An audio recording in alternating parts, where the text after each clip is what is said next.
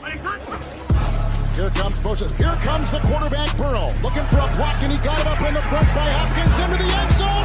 Touchdown! Fakes, throwing to the end zone. Wide open is Higgins for the Cincinnati touchdown.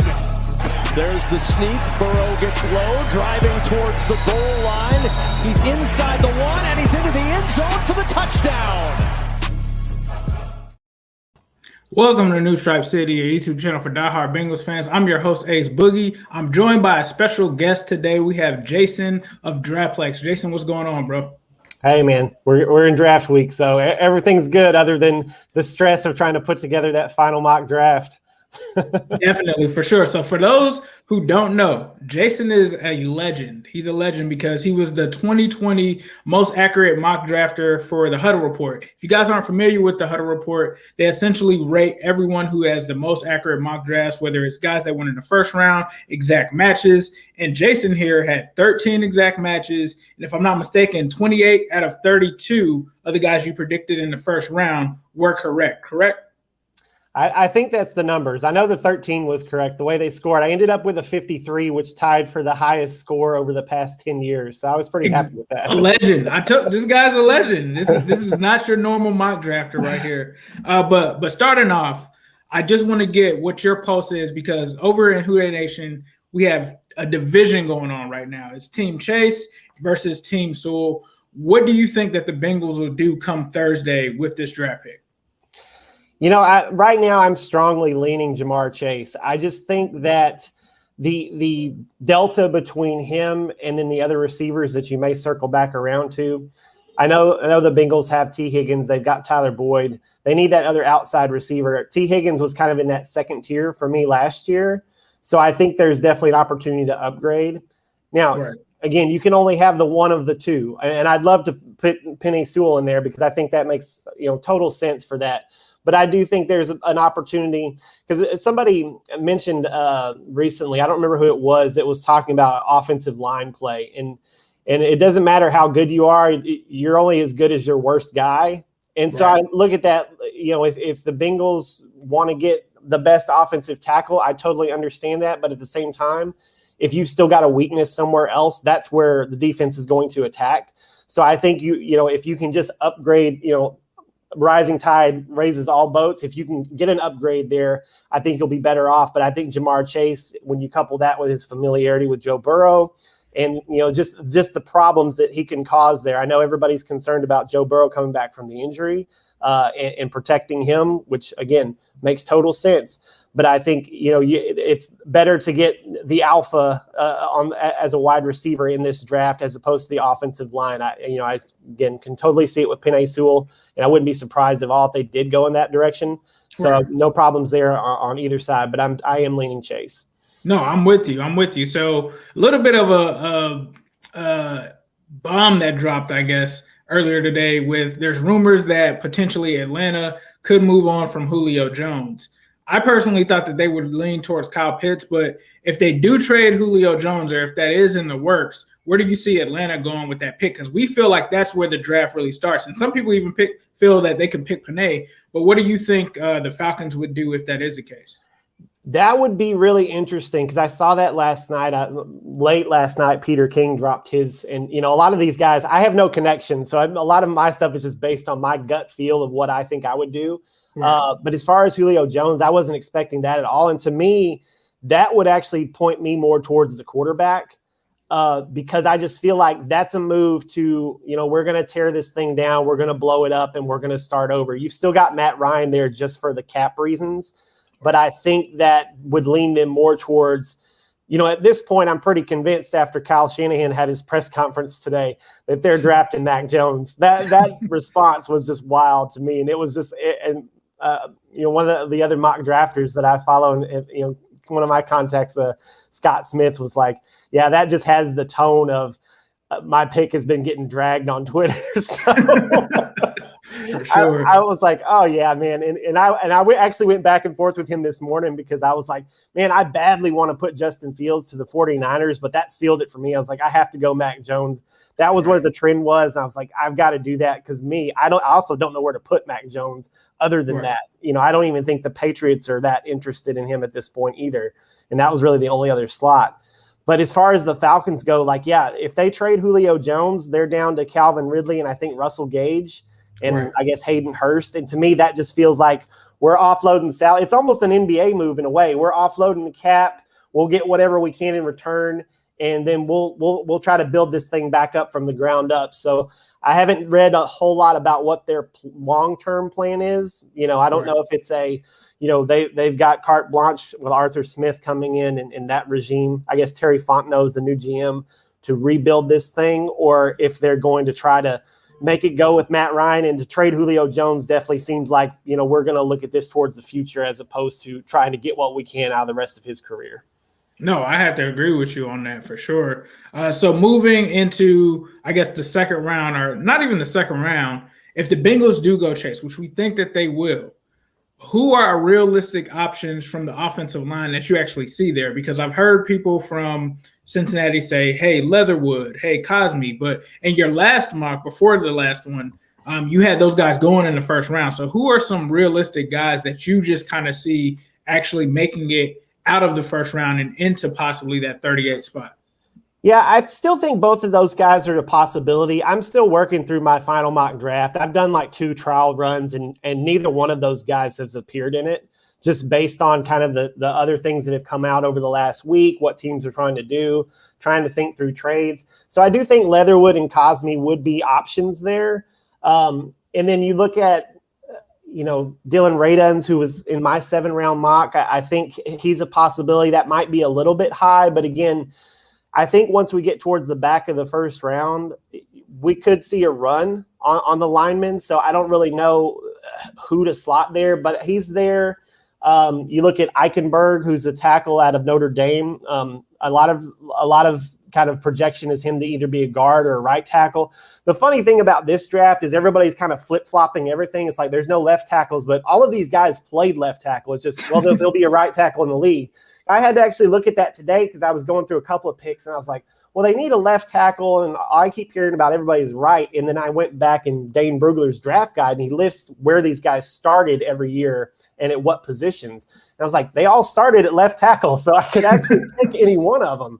Right. But those would probably be the main names. When you get further down, if they didn't go at, I guess it's 33, 38. 38 is the pick. If they wanted to dip all the way to 69, I still think you've got some fringe starter talent there. You've got James Hudson out of Cincinnati, who's been up and down a little bit in that range. Brady Christensen's an older tackle from BYU, but a longtime starter. I think he started every year there. And then Jackson Carman from Clemson, who might be a better guard in the league. So there's plenty of options. And as I've gone through this again, I'm thinking that it may just be the 4 to 5 tackles in the first round. So those guys might be there with that first pick in the second for the Bengals to take. Definitely. So I got a super chat here from my man. It looks like Bajorn.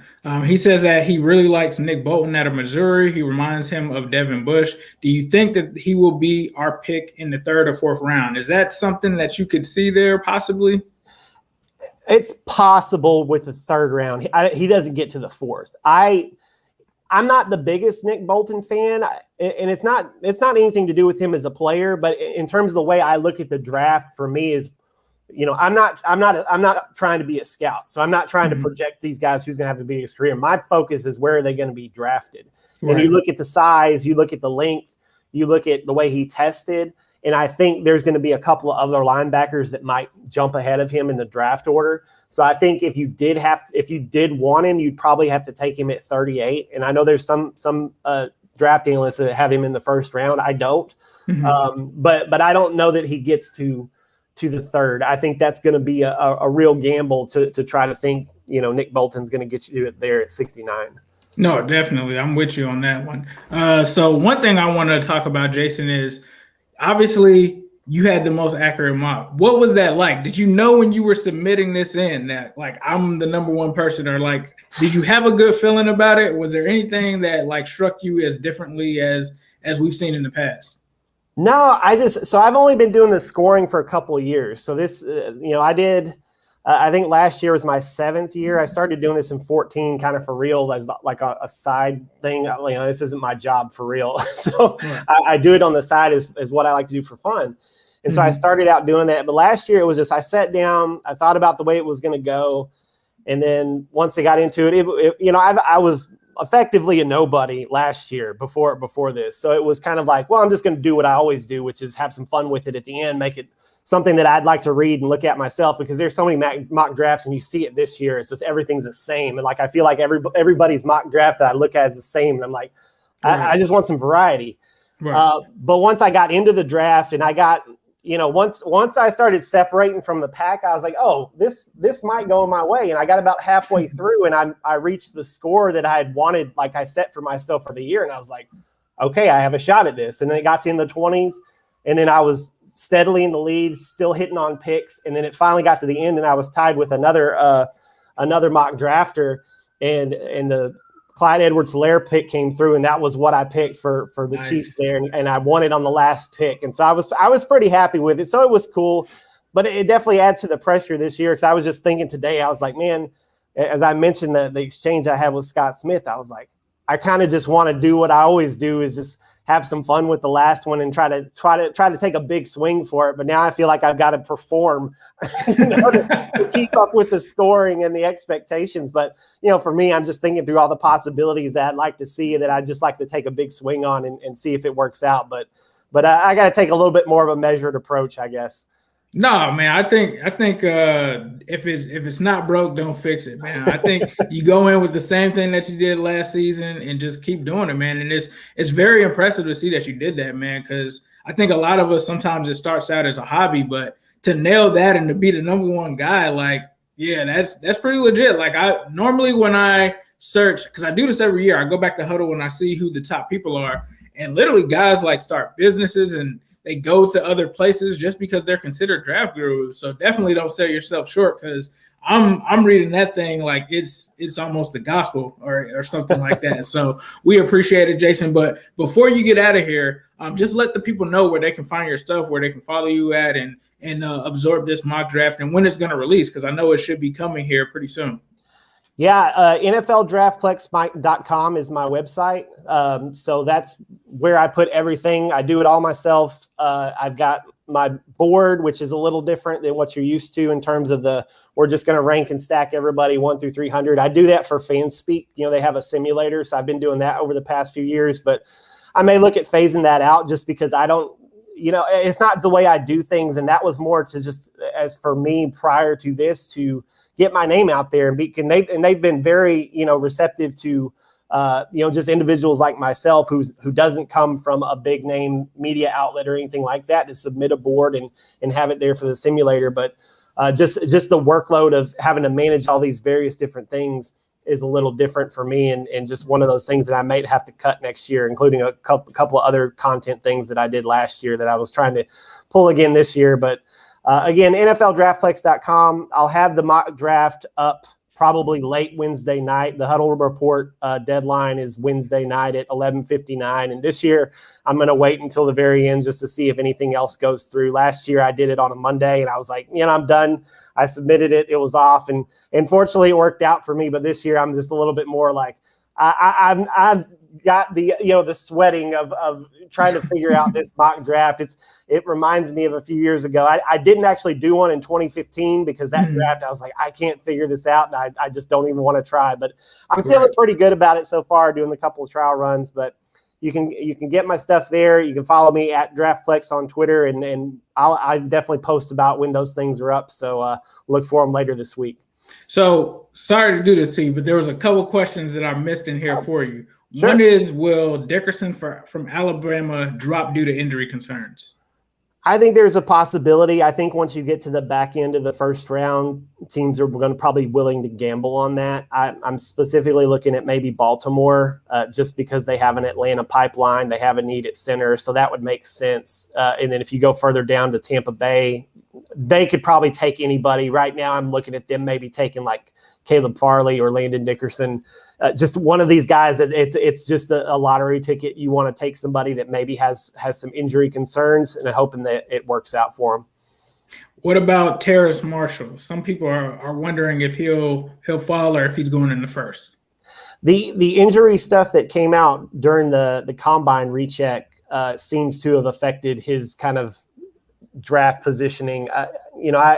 I've kind of been in that late 1, early 2 range with him, and I don't see that necessarily changing. I still think there's a possibility he could go in the first round, but I think that the at least where the mock drafts are concerned, people have cooled on him a little bit. I know he was getting some wide receiver 4 buzz, but I think that's kind of cooled off a little bit.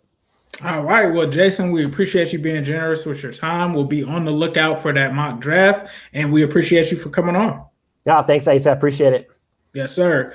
So as usual, thank you guys for watching. Please hit that subscribe button, hit a like, and as usual, we'll leave you guys with a who day, all day, every day, and especially on Sunday.